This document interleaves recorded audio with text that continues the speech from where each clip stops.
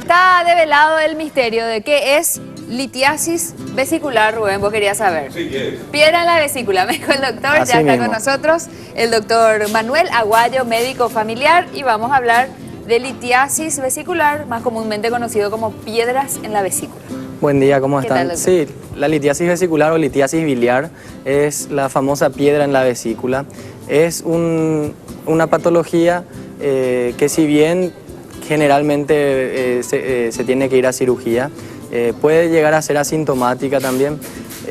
Se detectan las piedras en la vesícula con la ecografía. Es un método bastante económico, ¿verdad?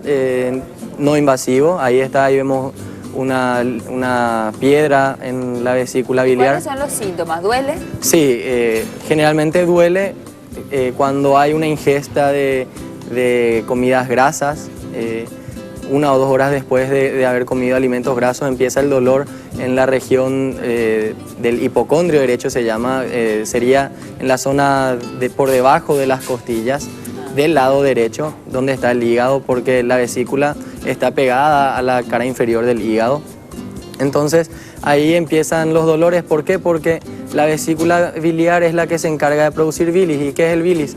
Es un líquido que actúa como, para que se entienda, vamos a decirle como detergente del intestino. Entonces cuando hay alimentos grasos, la vesícula biliar tiene que empezar a secretar bilis, o sea, detergente, para limpiar justamente el tránsito. ¿Qué pasa? Cuando hay una piedra en la vesícula, la vesícula se empieza a contraer para poder liberar el bilis, y la piedra generalmente quiere obstruir eso, y eso es lo que empieza a doler.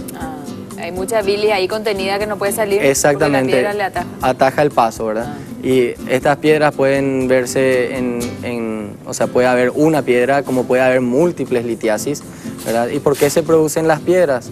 Porque la bilis, ¿verdad?, está formado por sales biliares, por lecitina, o sea, son unos componentes que tiene que estar todo equilibrado en esos componentes, porque que uno esté aumentado basta para que empiece a formarse las piedras.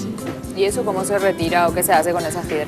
Y lo que se hace cuando empiezan a haber síntomas como náuseas, vómitos, o cuando ya puede ir a una complicación como una colecistitis, que es ya la infección de la vesícula, o inclusive puede haber una colangitis, cuando ya hay una infección del colédoco, puede derivar inclusive en una enfermedad que es bastante grave y que puede llevar inclusive a la muerte, como la pancreatitis, cuando se enclava en una parte del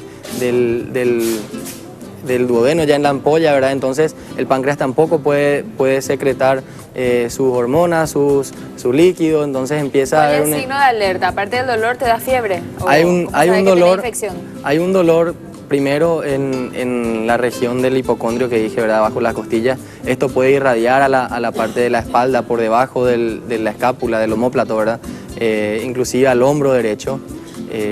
Cuando se acompaña de fiebre ya quiere decir de que se empezó a complicar, ¿verdad? Cuando hay dolor, hay náuseas, vómitos y además fiebre, quiere decir de que ya estamos en una complicación en donde tiene que haber cirugía de urgencia, ¿verdad?